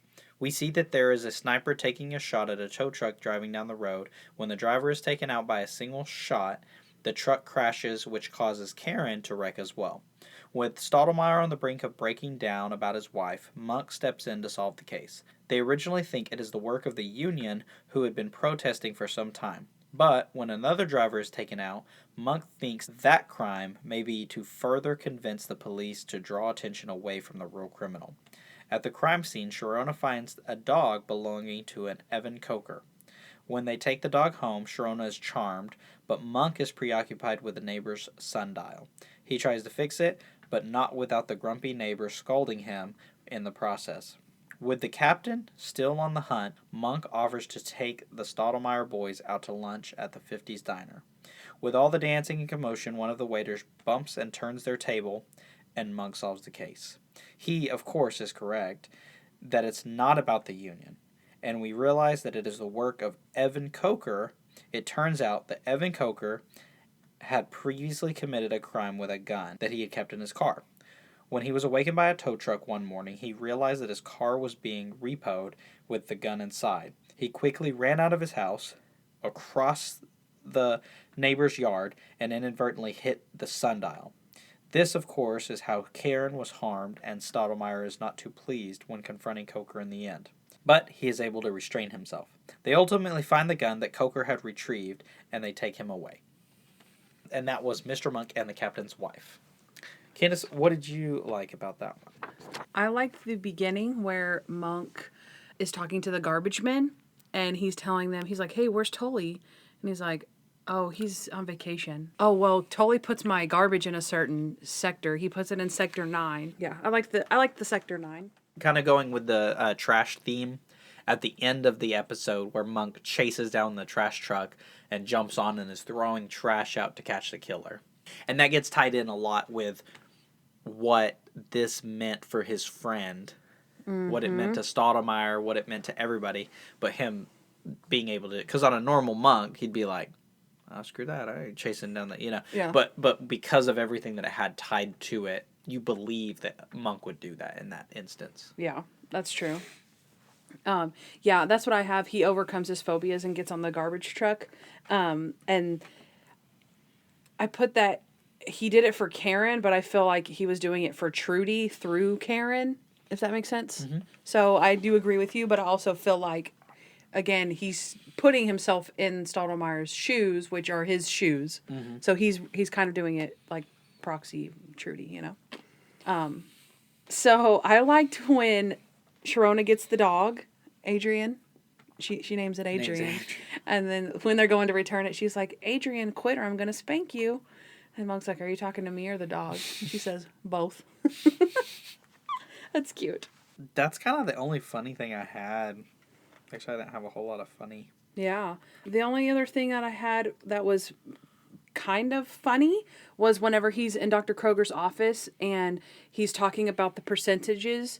He's like, how are you feeling about Karen's accident? And he's like, I'm 50% worried about Karen, and then 40% of me is worried about the captain, and then 5% is relieved that somebody feels how I feel. And then he says, what about the other 5%? And he says, oh, I like to leave that open for emergencies. And then also Kroger gets a different white noise machine. Yeah. And then Monk is like, no, that's not the same machine. He's like, this one's a whole octave higher. The other one is like, and this one's like, Yeah, and he's like, okay, I'll just turn it off. So that was my last funny stuff. So I like that, and this is kind of like one of the harder parts with like Monk on this episode is like him being happy that Stottlemyre feels the way he does about his wife. Yeah. But what I did like was because everybody gives Monk a hard time all the time, and then whenever Stottlemyre, whose wife isn't even dead, and they're on track to find the killer, is like this angry mess of a man who's running about town and like doing all of this. I don't like that. Yeah. But I do like seeing that insight of what Monk lives with and what he's still able to do and accomplish while living with more than what Stottlemyre's going through. And you see that strength of Monk there, of where he's really like, I'm able to handle this, and maybe I'm not able to process it in a way that like everyone else is, but I can hold it and I can still do everything that I need to do. I thought that was good insight into Monk and the way he lives his life too. Yeah, that's true. For me, what I did like is that it's a very Stottlemyre centric episode. It's not my favorite of his episodes that I can remember, but I did like that he was restraining himself in the end. Right. And then because he gets to go home and see Karen, and it's really sweet, and he buys her a new camera. So I like that. Yeah. That was a good summary of, because again, we've seen in the Very, Very Old Man that they were fighting. They don't really get along that well. They do make up, but again, it's a very, not superficial, but it's just, Yeah. This one we actually see his like true love for her, not just him trying to get back into the house. Right. That he's actually genuinely happy that she is alive and well and buys her a camera. Exactly. Didn't like, obviously, was just Stottlemyre's temper the entire episode. It was like, he wasn't, and I get it, but he wasn't doing his wife any favors by being a loose cannon and like running off and like attacking people and all of this. Mm-hmm. I was like, dude, like focus on what you got to do to get your, to find your wife's killer. Like going to kill somebody isn't going to do it for you. Yeah, which he was using Monk again. So yeah, I feel like this was another instance where Stottlemyre doesn't seem to know who Monk is. Like how you were talking about, he's just going in his house, he's wearing his boxers, he's drinking. It's like at the beginning of the episode when they're waiting for the garbage man, he tells him to let go of Trudy. Yeah. To get rid of the watch that she got him. Again, that was a little bit of a forced storyline because Stottlemyre... So that it could come full circle. Yes. So Stottlemyre would never say that to him, ever. But again, just to point it out, it's like, okay, well, the writer's either messed up or... That loud. That just makes it louder when you muffle it. That's my sucker. So again, either the writers messed up by forcing it, or they messed up by making him completely disregard like who Monk is. That of course he's never going to let go of Trudy or the watch that she gave him that's broken. It just always seems like he's making comments like he doesn't understand who Monk always is. So. Right. So, one of the things I didn't like, too, was the angry sundial lady. Like, granted, I get it. Someone stepping into your yard, whatever. But it's like, he's not, like, looking in your windows or, like, holding a gun to your dog. Like, the guy's standing there looking at your sundial. She's like, my son did that one. It's like, well, he didn't do it very good, And it's like, obviously, she doesn't know anything about a sundial because it was wrong. Yeah. Because the guy had hit it. And who knows? I mean, granted, you're in your yard and some stranger comes walking into your yard. Like, what are you going to say, But it just seemed a little bit like she didn't have to be so... She was, like, over the top angry. I'm just like, what are you doing in my yard? You know? She's like, what are you doing? My son made that... And all this. And you're like... Yeah, she was a psycho. Yeah. Yeah. So, was that your last thing? Huh? Okay, so my last thing was different Jared. So we have, it's not even something I didn't like. It's just a recasting. So in the ball game, we see, remember when Jared's the pitcher and he's this tall, slender brunette kid, and Sharona's complaining like, oh, he's 14, he's not 12 or whatever. Well, in this one, remember when Monk takes him to the diner? Right. He's like a stouter, shorter, blonde-headed boy. Yeah, I didn't even notice that. Yeah. But yeah, totally. New Jared. Yeah. So, that's it. Because I was thinking, I'm like, we don't even know Stottlemeyer's kids, like when they were going to the diner, and then that's because I didn't recognize the two kids. Yeah. But yeah, that's true. Yep. Good call. So, we're on number 11, huh? Okay. This one is Mr. Monk Goes to Jail. This is the 16th and final episode of Season 2, so season finale. In the opening scene, we see an inmate, Ray Caspo, eating his last meal on death row before he falls over dead. When it appears he's been poisoned, the police are stumped as to why someone would kill a man 45 minutes before his execution. Monk reluctantly takes the case when Dale the Whale, hoping to be exonerated of the poisoning, promises to give Adrian information about Trudy's murder. As Monk interviews people in the prison, he questions the reading teacher, Sylvia Fairborn, who points him in the direction of an infamous inmate named Spider, as Ray Caspo's killer. Adrian must go undercover to gain Spider's trust, which he does, but then Spider insists that Sylvia Fairborn must be lying as her information was flat out wrong. When Sharona and Monk confront Sylvia, she is distracted by a TV show discussing a controversial book about the recently deceased billionaire Lambert Lawson. While following this lead, Sharona discovers that Ray Caspo and Lambert Lawson had the same rare blood type. She also realizes that Sylvia is the mother of the book's author, and it all comes together. Sylvia's son was being sued for millions by Lambert Lawson for the book he had written. Lawson needed a kidney transplant, which was to come from Ray Caspo. In order for the case to be dropped against her son, Sylvia paid off a prison cook to poison Caspo's food, so that his organs would be ruined and be unviable for Lawson. So Sylvia has killed Ray Caspo and also the prison cook she hired to poison the food. She is arrested and Dale the Whale is exonerated. He also makes good on his promise to Monk and tells him to hunt down a man named Warwick Tennyson, but he must go to New York City to find him. Dun, dun, dun. Like I said, this is our number 11 episode. So again, we've got some high standards for a season finale, and it kind of didn't meet the mark. So what did you like? Yeah, so the things that I liked were kind of just intermittent, funny spots. Monk, I said Monk getting patted down, but Monk patting himself down. Yeah. And like he was like getting rough with himself, like as he was patting himself down. It was really funny where he's like, boom, boom, and he's like hitting himself, and he's like, and then he's like, what's this? What's this? He like pulls out the nail clippers. Why would you bring those or whatever? Where do I think I'm going with these? yeah. That's so good. That's so funny. I pretty much just have all of Monk's prison lingo. That's why I have just Monk prison talk. Yeah, he says the nickel. I'm doing a nickel. It's like, what is that? You know, it's like doing a dime. It's prison talk. No, it ain't. He says the guy, he won't pick up the basketball and throw it to him. He is going to kick it, I guess, because he doesn't want to touch it with his hands. And he's like, are you dissing me? And he's like, no, I'm not dissing you. I'm giving you your props. So silly. That's good. Yeah. And then at the end, whenever he gets out of the prison, he says, I did my bid. And then he's like, you've been in there for a day or something. And he's like, I know, but prison changes a man. And so, yeah. Yeah. So this is pretty funny. So really the next one that I have is just the way that Monk interacts with the other prisoners. So it pretty much everything he does, because he's so out of place, is funny.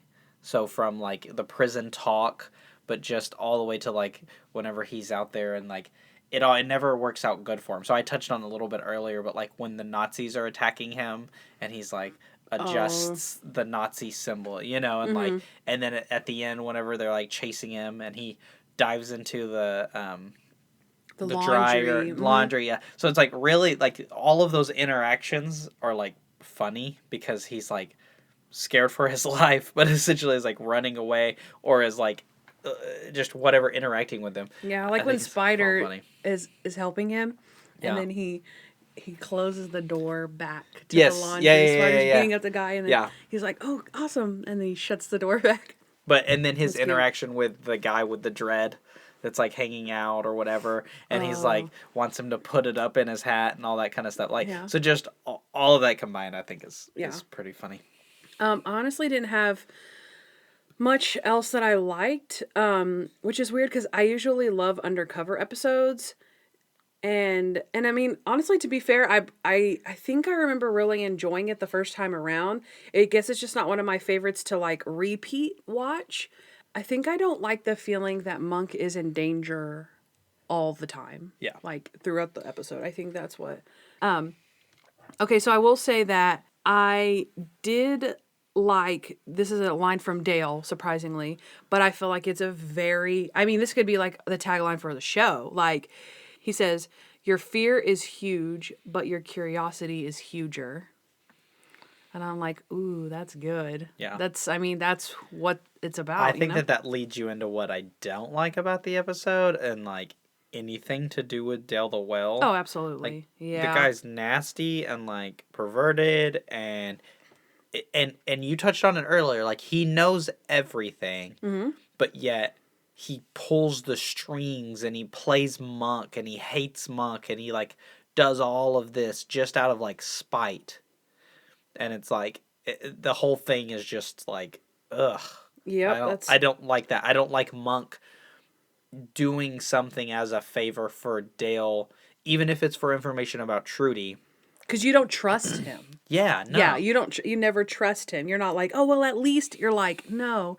Like, well, I don't care. It's fake information or he's lying or whatever. Yeah. And even then, it's like, you have to be thinking that, you know, because he did all of this so that Dale could get a window. And it's like, you have to be thinking for Dale the Well, for someone who spites Monk as much as he does, the cliffhanger where he's like looking out and sees the window and he says like, the airplane, he says like Bon Voyage or something. Mm-hmm. It's like, you got to be thinking that even then, the ends justified the means for Dale the Well, not for Monk. You feel like Monk is still playing into a trap that Dale the Well is setting. He's still playing into something that Dale the Well is setting him up for. Mm-hmm. And so you're like, I just hate that because Monk is the chess player. He's not the person who gets played over, and he's not the pawn, you know? Mm-hmm. And so it's like, it sucks seeing that, and I don't like that. Even though he finds information about Trudy and solves the case and all that, it's like, I don't like seeing an episode where the whole episode revolves around him being a pawn. Yeah, that's true. At least I will say that this episode is not as Dale-centric as Mr. Monk meets Dale the Whale, which is what we saw in season 1. Because, but I have that he's still gross, right? He's played by Tim Curry now. Previously, he was played by somebody else, right? Tim Curry's just way more gross than the other guy. But what I got out of it, which was yours, was much deeper than mine is, but that the prison is not a punishment at all. He has like his gown on, and he still has his doctor. He's eating Chinese food and a microwave, and he's mean and like, what? That's literally if you give him a window, that's the same thing as him being in his apartment. Yeah. I don't understand how that's a prison. I guess it's because he has money. It's because he has money. I don't like it. Okay, do you have anything else for what you didn't like? No, that kind of overarched the whole thing. Okay, because I have 2 things that I do actually want to touch on for sure. I'm kind of with Monk, which I don't know if this is what I didn't like, but I'm kind of with Monk on who cares if somebody poisons somebody on death row. And then the next thing is a plot hole. Maybe I feel like in this episode there might be more than one. But this one just stood out to me whenever he said it. They put an embezzler in with a murderer. Yeah. I thought that was, he said, what are you in for? Embezzlement. I don't know how they split them up. Well, usually someone who commits embezzlement would be in a minimum or medium security prison. Maximum security prison is for hard criminals like murderers, rapists. Which is the hardest of them all. Right. Exactly. Spider is supposed to be bad. He was in solitary. That's why, he didn't know who Monk was or whatever, which I feel like it was another plot hole. But that Monk was walking around says anything. Yeah, he was walking around as a cop and a prisoner in the prison, and no one says anything. So yeah, those 2 plot holes. That was my last what I did not like. Next up. We have number 10 on the countdown. Mr. Monk meets the Playboy. This is the 8th episode in season 2. In the opening scene, we see a Hugh Hefner-esque man, Dexter Larson, in a meeting with his publisher, Elliot DeSusso. He is telling Larson that his nudie magazine company, Sapphire, is going under. Dex resists the idea, but finally concedes, only asking if he could wait until the next day to release the news, and Elliot agrees. The next scene is the following morning. Dexter calls Elliot's apartment while he was working out in his home gym. Larson makes one last plea to keep the magazine alive, but it doesn't work. When DeSusso says his final no, immediately his barbell drops to his throat until he chokes to death. Monk's investigation of the case starts at the home gym. Monk knows that something is wrong in the gym, but he can't figure it out. This leads him to investigate Dexter himself at the Sapphire Mansion. When Larson's alibi, Amber Post, has holes in her story, Monk is certain it's him. The big break comes when Monk meets Noelle, the Sapphire girl from 1985. She reveals that Dexter had been leasing her an apartment, and it turns out that that apartment was right below Elliot DeSusso's. When Monk searches her apartment, he finds some indentions in the carpet that are obviously from a ladder. He knows what happened. Dexter Larson originally had Sapphire magazine as popular circuitry. He had always been into electronics and often made gadgets. He had made his own murder weapon, a giant magnet. When he knew that Elliot was on the weight bench, he flipped the switch, causing the barbell to propel towards the floor, crushing his windpipe. The magnet was what was wrong with the room. Everything that was metal was pulled to the center. They find the magnet with Dexter's prints, and also his alibi, Amber Post, regrets her decision and turns on him too. All right. That was Mr. Monk and the Playboy. Nice. So, Candyce, what did you like about Mr. Monk and the Playboy? Okay, I actually feel like I had quite a bit. I rather enjoy this episode. I, like Monk, don't particularly like nudie things, like those kind of things make me uncomfortable. I remember Keiko saying that too, and I was like, yes, girl, yes. So my very first scene would be when Monk is flipping through the magazine. I don't know, I guess he's looking for a clue or something, and he's like, it's in here, and she's like, yep, that's it. And he's like, okay. And then he flips to the very, like, the middle or something, and he, like, puts his hand out, like, he slaps it together, like, okay. Yeah. And then he just starts going, is he a religious man? And she's like, he is now. Go get another one. So, again, I like all the parts where Monk is uncomfortable with the naked people or, like, dirty topics. I feel like it's really true to Monk. Yeah. But he's only seen himself naked once. So. Yeah. I like to think that it's because he has a high moral compass, not just because he doesn't like it. You know what I mean? I like to think that he's like for Trudy. You know what I mean? Exactly. Not just like, oh, naked people make me uncomfortable, but he's like, no, like, I love Trudy. I'm still married to Trudy. Yeah. Like in his mind. Yeah. I like that Monk shows that he really does care, because I know like through the season it kind of goes back and forth with him talking to Sharona, Sharona getting mad at him and stuff, but like him showing that he really does care for Sharona, and like how he's willing to drop the entire case. And I know you and I were kind of going back and forth on whether or not this was a good thing or a bad thing, but I think it's a good thing that he was like willing to drop the case in order to protect bad pictures of Sharona from getting out. That is really nice.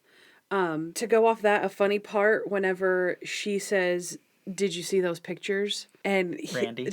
Monk. Oh yeah. When she asks Monk, did you see those pictures?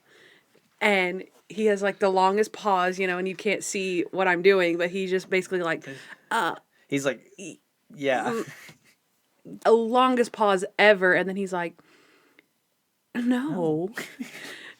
And then she's like, oh, thank God. And then he turns around and walks away, and his shoulders are all tense, and he says, yes. And she's like, oh. So that was hilarious. Yeah. It was sad that he saw the pictures, but yeah. Well, but Randy at the end kind of does the same thing.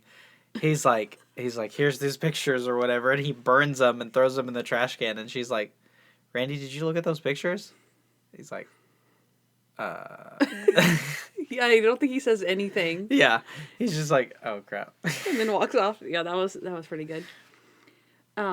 Actually, one of my favorite moments, he's caddying for her Because yeah. he says, "Do y'all play golf?" Oh, and yeah. he's like, "Sharona does," and she's like, "Oh gosh, okay, I guess so."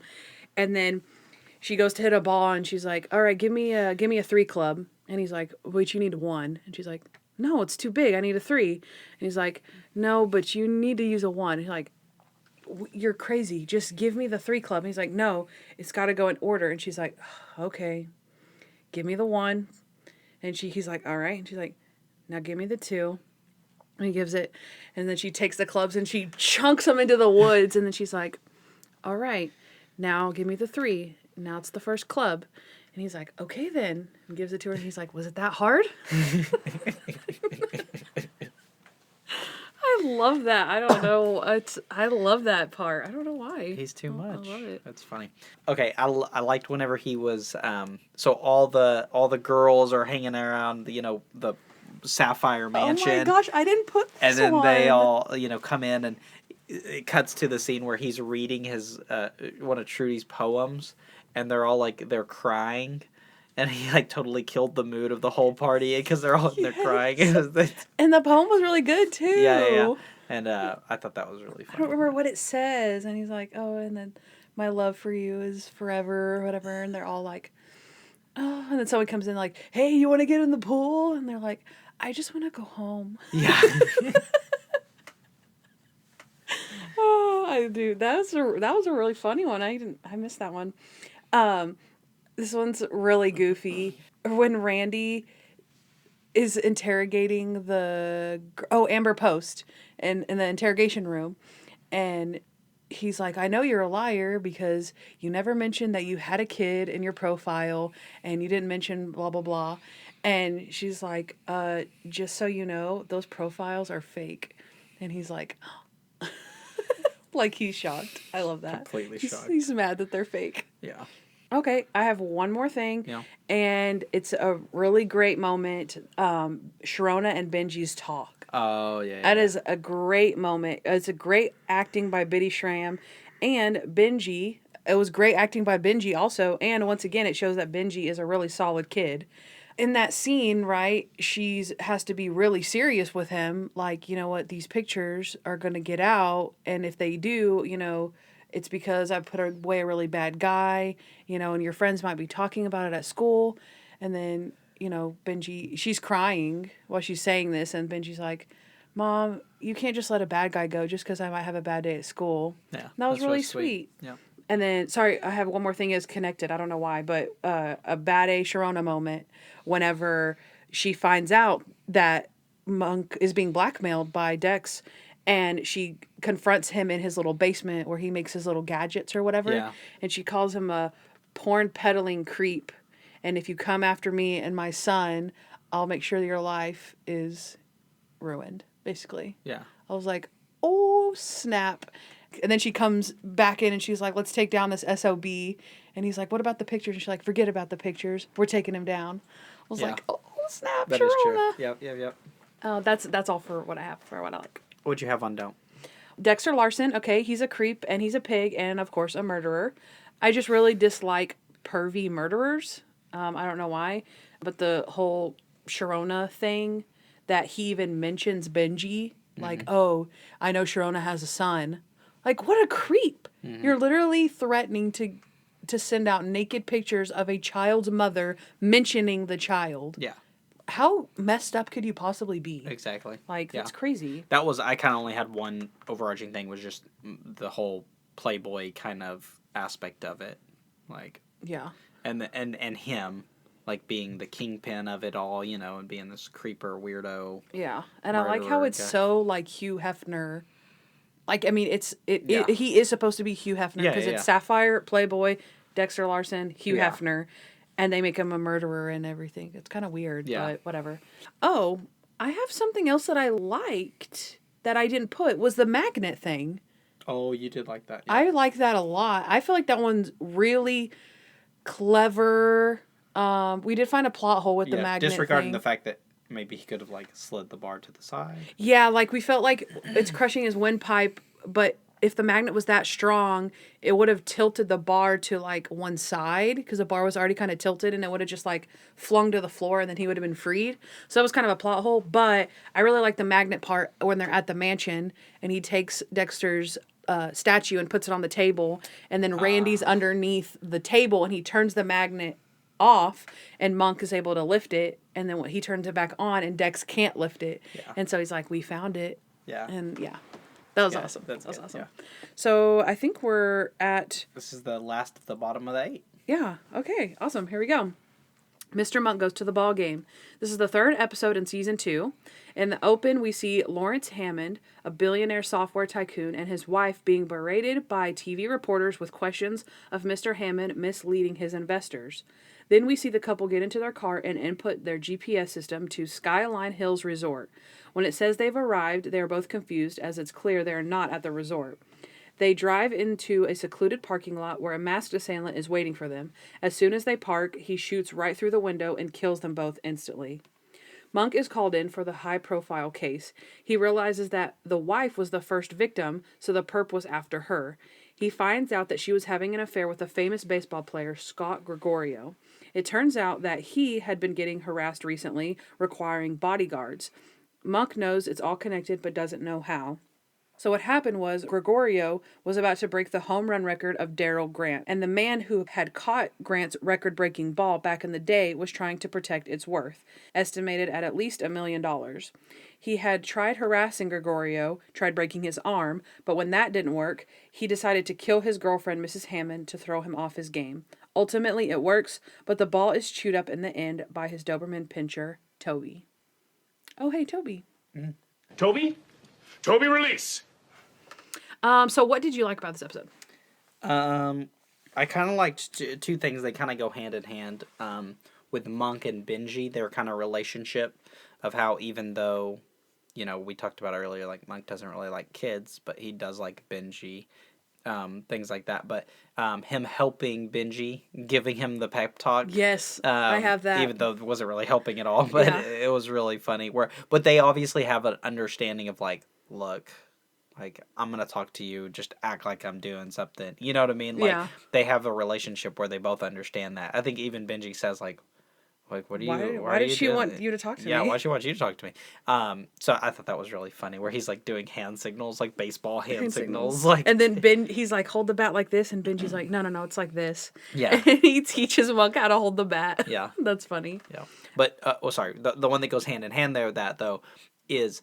Monk, once he gets the baseball player to like come there, and he's like, oh, if you ever need anything, and he's like, the first thing he thinks of is actually, and then it cuts to the scene where he's helping Benji with his swing. Oh yeah, I actually have that because I put Monk uses his favor for Benji. I had never noticed that before. Yeah. So yeah, I never noticed that before. I like Monk's cute joke about him and Trudy buying the house. So him and Sharona walk into the house, and this door is like, how tall do you think that door was? Like 20 feet tall. 20 feet tall at least. So 2 basketball goals high, and they open the door, and they're like, you notice it's a huge door. And then Monk says, you know, me and Trudy almost bought this house. And Sharona's like, really? And then she's like, did you just make a joke? That was so cute. And he says, me and Trudy almost bought this house. So, whenever Monk is explaining to Stottlemyre and Randy the mnemonic device. Mm-hmm. I love this one. It's one of my favorite Monk lines ever. Stands for girl. Because he's like, I figured out what girls can't eat 15 pizzas means. And Stottlemyre was like, okay. And he was like, it's a mnemonic device. And he's like, yeah, I know, I get it. And he's like, G stands for girl. It's so amazing how Monk, oh my gosh, I can't even. It's so good. Stands for girl. I love it. Okay, I have 2 more things, but my first one's another quote. Monk and Sharona come into the station, right? And they think that the killer was after the wife. But Stottlemyre's like, no, obviously they were after the billionaire, like, forget about it. And they come in and they're like, Captain, we figured out that Mrs. Hammond was having an affair with someone. And Stottlemeyer's like, congratulations, the wife was having an affair. Yeah, I can't ignore that. Yeah, exactly. Yeah. He like tries to discount him. Oh, I love that part. So this is my plot thing. So I never really cared for the plot of this one, but I realize now watching it as I was taking notes that it does have a lot of good quotes, but also that the baseball player is actually a really good guy, and that him and Monk connect about like their lost loves, and it's really sweet. I feel like maybe I just didn't like this episode previously because baseball records are like my pet peeve, and yeah, so. Not baseball in particular, but sports records. Yeah. I'm like, oh my gosh, I don't care if this guy played for the 5th time on his birthday since 1975. Like, who cares? So, Yeah. I just have a pet peeve about sports records. So is that a didn't like one? Is it? Oh, no. No, I liked it because I thought that I didn't like this episode that much. Like, when I started watching it, I was like, oh, I don't like this one. But then when I started writing down all the funny stuff, and I realized that I actually did like the baseball player, too. Yeah. I always thought, like, who cares about the baseball player? But then whenever I saw he did the favor for Benji and that him and Monk bond over their lost loves, that I was like, oh, yeah, this isn't bad. Yeah. So. One thing I didn't like was whenever he wipes off the signature on the ball. Oh, like, yeah. He's not stupid. Yeah. Yeah. I know that's a fine line to, like, balance as a writer, I'm sure. But, like, I felt like that was passing that line into stupid. He doesn't know what a signature ball is. That's what I think is funny when Monk doesn't know stuff, but yet he knows everything. Yes. Like, I know all this random stuff, but then a normal thing that anyone would always do... He doesn't know that. Okay, that's not exactly what I have in my notes. I do have that on another episode coming up, but does Monk have what is this called? An eidetic memory where where they remember everything from every single day of their lives. So does he have that kind of memory or not? Because they have different things. It's kind of like what you're saying. Yeah. Like he knows some facts and he doesn't know other facts, but... well, yeah, kind of. Right. I'm saying it's different. What I'm saying is different because like, so if he can't know things that he has never heard of, right? Yeah. But then for like example, he can't remember the face of the guy. He's like, I've seen that face, but I can't remember where I've seen it. I remember, but I can't remember. I remember, but I can't remember. But so can you remember everything or can you not remember everything? Exactly. He has other moments like that. Right. Where it's not a fact. Like, again, you can't know something that you've never heard, but if you always remember everything, then you can't forget something. Yeah. So. Other thing was Stottlemeyer being a cheater. Yep. And letting his 14-year-old kid and then acting like it's not a big deal. Yep. Yeah. I have that. So I'm actually a middle school coach, and yeah, I have that.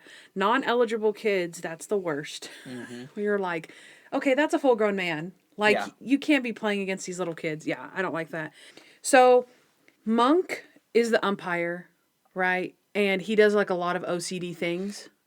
But what I didn't like, because, okay, we know Monk is indecisive, but he is a decisive person when he knows things, right? So kind of, again, tying into what you're saying, when the kid does a strike, and he's like, strike, and then he's like, wait, no, ball. Oh, strike. Like, he would know whether it is a ball or a strike. If there's a strike zone, Monk actually, I feel like, would be a very good umpire, because he'd be very definitive, like, no, that was a ball. But he's not good at making a decision.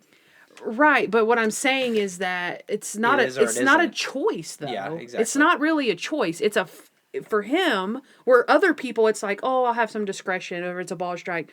But for Monk, it's like, he would know where the strike zone is, and he would say, it is a ball or it is a strike. Is that all you had for dislike? Yeah. Okay. So let's see what other else? than the Monk umpire thing. Like, I didn't like that where he's like doing the plate and doing all that, like Yeah. I feel like they could have made him a better umpire. Yeah. Like they could have used his traits, his good traits and his bad traits, but they just used all of his bad traits. As disabling. Yeah. Yeah. So I'll just say my last thing would be I kept calling him Dwight. in Dwight's apartment, Stottlemyre yells at Monk as if he can get the ball from the dog.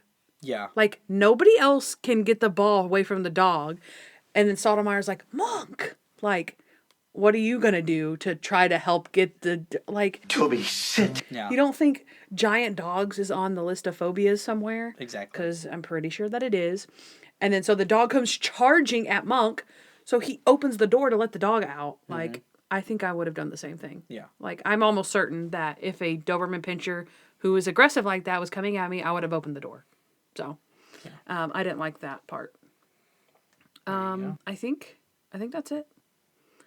So yeah, I think we are going to cut it right here. We're going to take a little junk break, and we will be back with our top 8 episodes of season 2. All right. Later, Gators.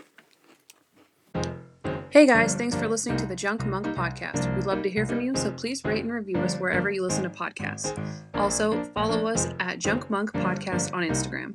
If you want to know more about Kandyce, she is at Hearteds and Hardhats on Instagram. And if you want to know more about me, Noah L., too bad. Also, you can catch up on Monk with Amazon Prime Video. Don't forget to subscribe to our podcast. You'll thank me later.